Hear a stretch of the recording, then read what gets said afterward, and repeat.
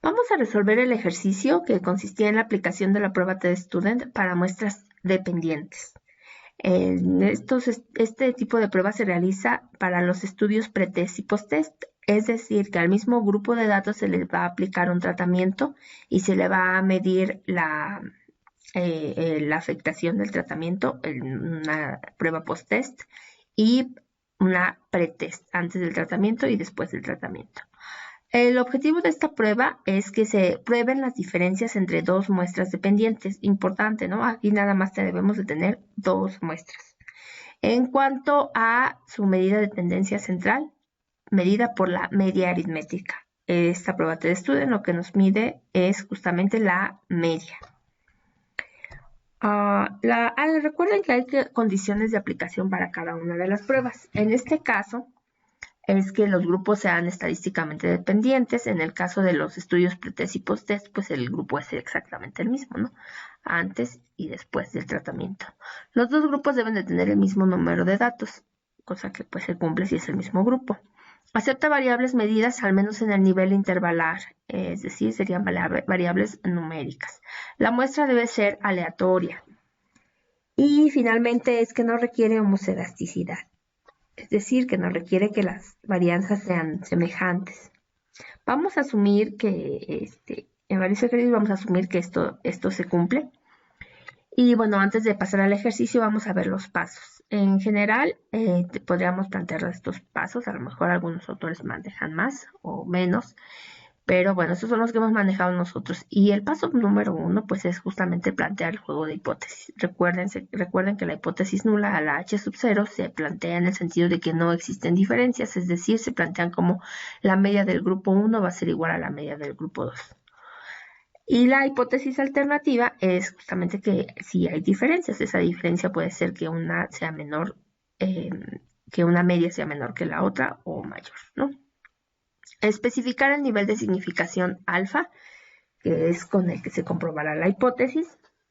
Este sería el paso número 2 y el paso número 3 ya sería calcular el valor empírico o también conocido como valor calculado. Y bueno, para esta prueba, que es la prueba de grupos dependientes, tenemos que T sub 0 se calcula de la siguiente manera. Es la sumatoria de una D, que sería la distancia, y la distancia que hay entre las diferencias, ¿no? La diferencia entre la prueba pretest y posttest, el valor de n, que sería el número de sujetos. Y bueno, aquí está, tendríamos para que esta fórmula sea aplicable de manera más sencilla, pues se sugiere que se haga esta tablita, ¿no? Que resume justamente todas las medidas que vamos a ocupar aquí. Y en realidad esta tabla está muy sencilla. Fíjense que en esta columna pues tenemos que se van a numerar a los sujetos. Y entonces tenemos desde el 1 hasta el sujeto n. Y aquí vamos a anotar en esta x sub 1 pues lo que se anota es todas las medidas de los n sujetos antes de la aplicación del tratamiento. Por lo tanto, este valor x sub 1 pues se correspondería a el valor del primer sujeto en el tratamiento pretest, ¿no? Antes. Y este valor de x sub 2, 1, pues sería al valor del sujeto 1, pero después de haber aplicado el tratamiento. Por lo tanto, se identifica como este x sub 2. Y así lo haremos con los n sujetos. Por lo tanto, pues aquí están identificados los últimos como este es el valor del tratamiento pretest del sujeto n y este es el valor del tratamiento posttest del sujeto n.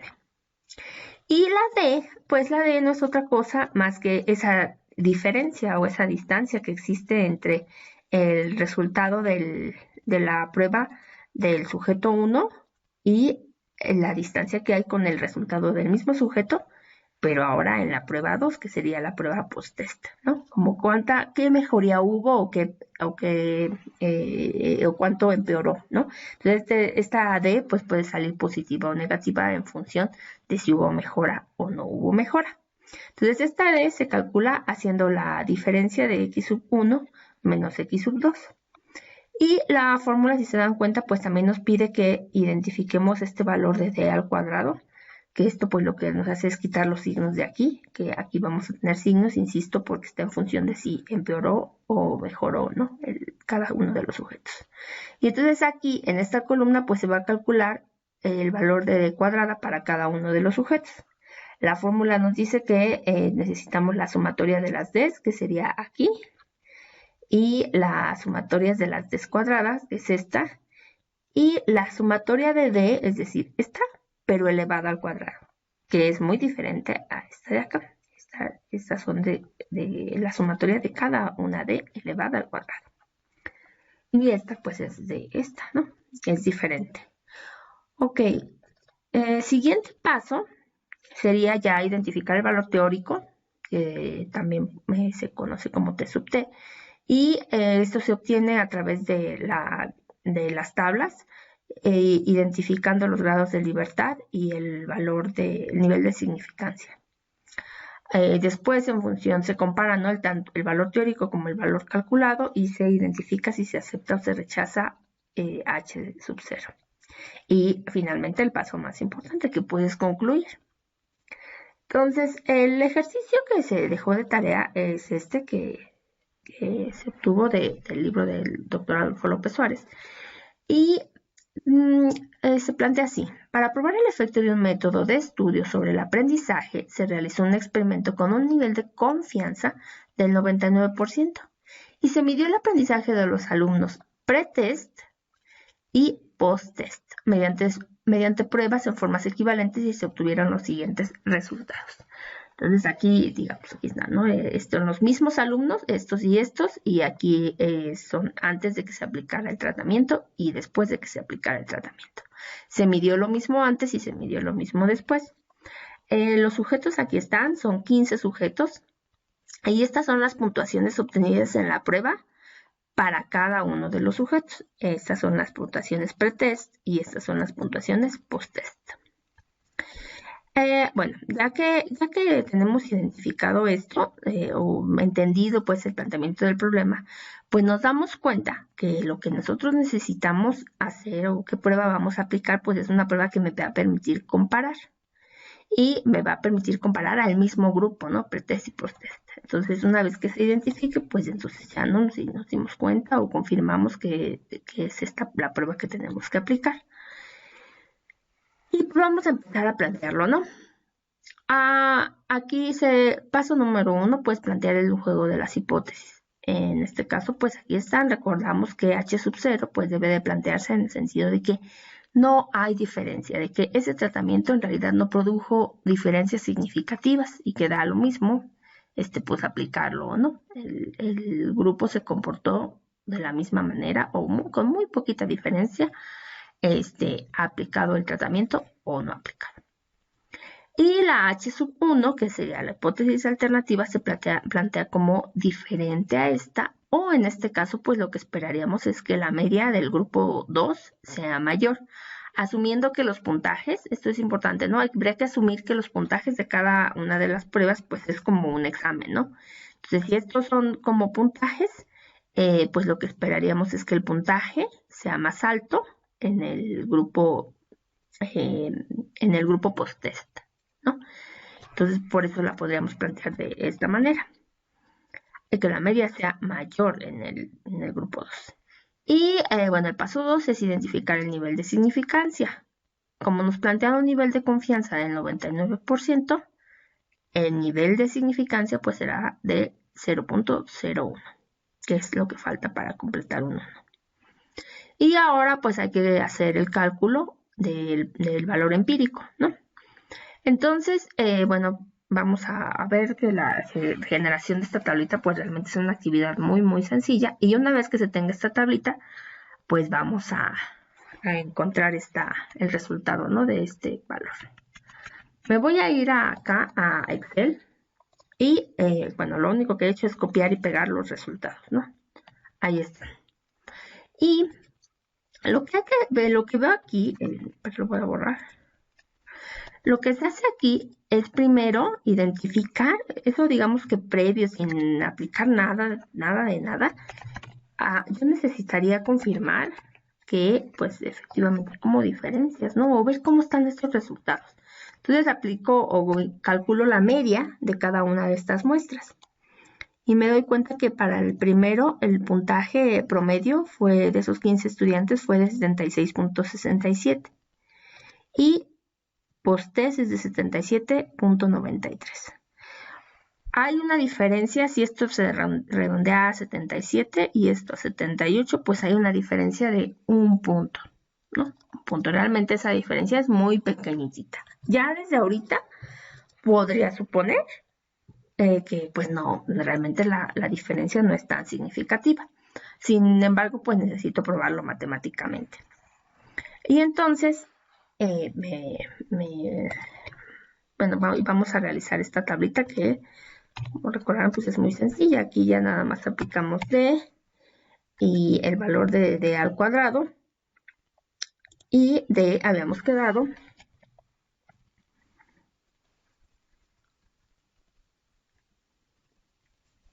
que era x1 menos x2. Entonces, de hecho yo creo que voy a simplificar esta para que la estemos viendo. Ahí queda, ¿no? Entonces, D va a ser, pues, justamente esa primera distancia, ¿no? Que es x1 menos x2.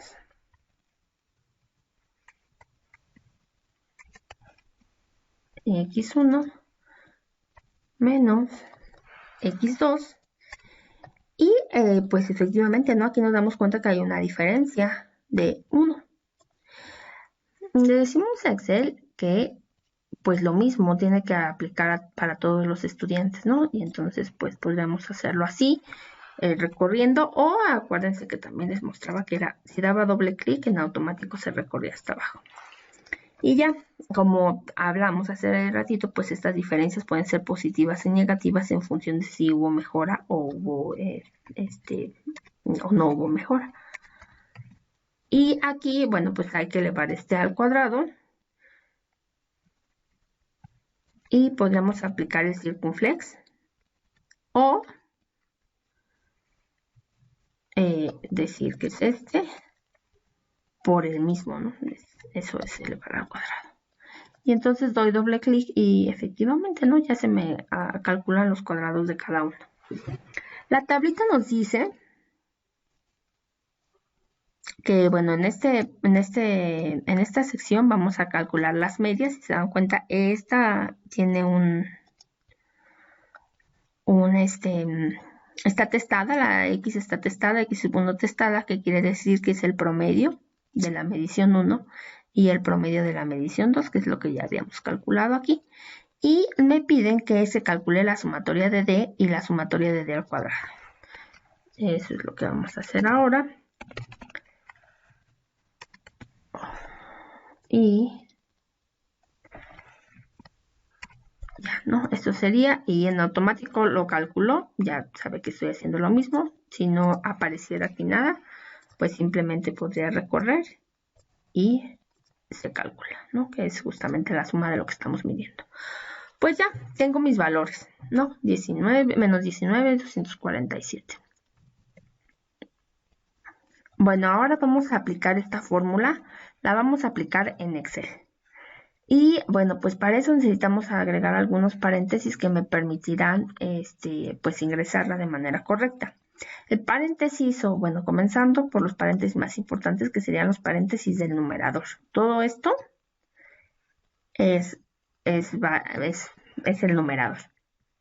Y después, todo esto que está aquí, pues sería el denominador.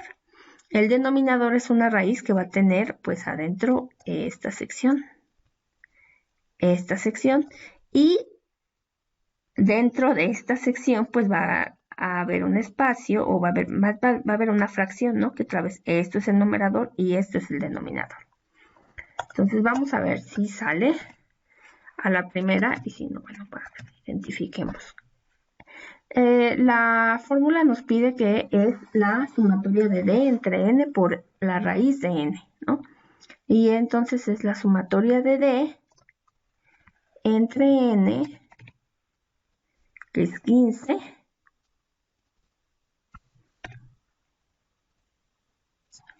por la raíz de 15. Eso es el numerador. ¿Ok? Entonces todo esto pues lo vamos a meter a un paréntesis. Ya está. Y ahora vamos a dividir todo eso entre la raíz de todo este número de acá, que sería n, que es 15, por la sumatoria de d al cuadrado, que es esta, menos la sumatoria de d elevada al cuadrado, que sería esta, elevada al cuadrado.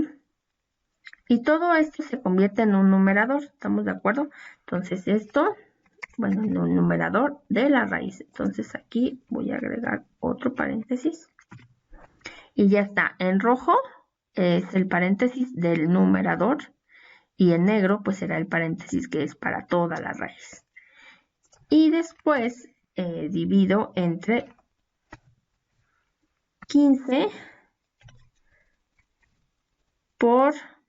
Podría hacerlo manualmente, pero bueno, vamos a decirle a Excel que lo haga, que sería 15 menos 1, cierro el paréntesis de ese n menos 1, y después cierro el paréntesis de el denominador de la raíz, y luego cierro el paréntesis de la raíz, y doy Enter.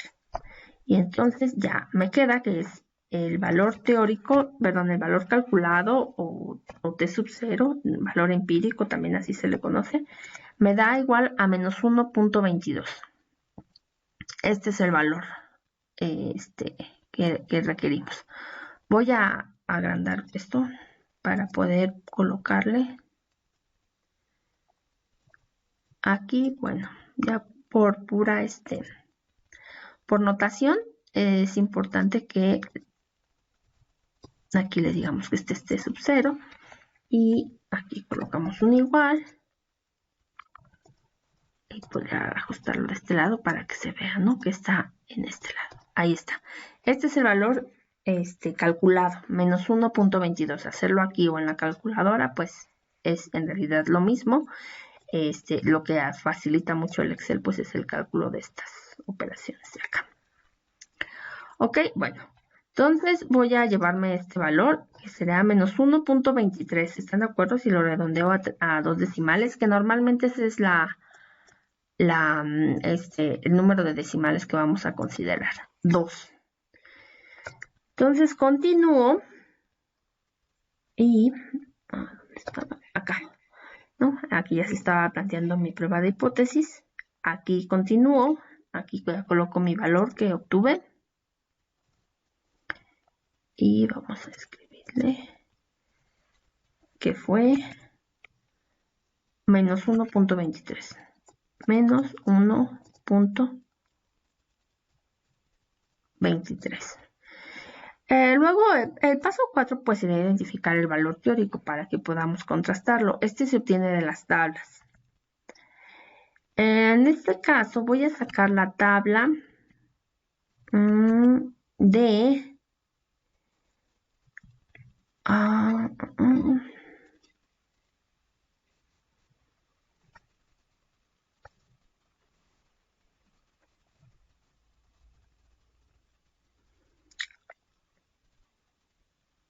la tabla que voy a ocupar pues es la que les mandé. Me parece que la que tienen impresa. En general pues nos podría funcionar cualquier tabla. Pero bueno, voy a ocupar esta. Les mandé el enlace el día 13 de febrero. Y esta lo que me pide es que identifiquen, bueno, lo que tiene acá son los grados de libertad y aquí tiene el nivel de significancia. Para nuestro ejercicio tenemos un nivel de significancia de 0.01 y los grados de libertad pues van a ser igual a 15 más 15 menos 2. Estos son 28. Entonces tengo 28 grados de libertad con un nivel de significancia del 0.01. Me voy aquí y detecto que es 2.4671. Esto redondeado a 2 decimales es 2.47.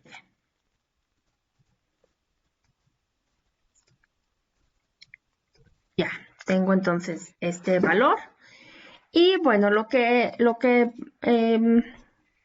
podemos aplicar esta regla de decisión, y es que me dice que si yo considero el valor absoluto de T0, del valor empírico o del valor calculado, si es menor al T teórico, pues se acepta H0, ¿no? Aquí ubicamos el valor de T teórico, que es 2.47. Siempre van a ser positivos los que me aparezcan en la tabla. Voy a ubicarlo aquí. Y en nuestro caso, pues también así quedaría la curva normal, ¿no? Y el valor que yo tengo es de menos 1.23. Considerando el valor absoluto, pues es 1.23. Ese valor pues queda dentro de una región de aceptación. Por lo tanto, pues es esta, ¿no? Se acepta H0. ¿Qué quiere decir eso? Pues ya, teniendo eso era lo que ya nos esperábamos, ¿no? Que con un nivel de confianza del 99%, con un nivel de confianza del 99%, se puede decir,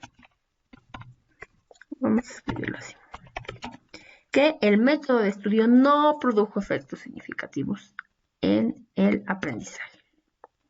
Entonces, de esta manera, pues podremos concluir.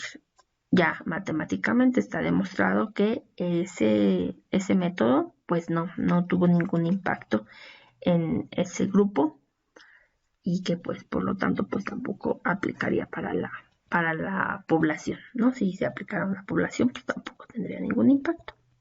Y con esto concluimos, muchachos. Así se resolvería el ejercicio.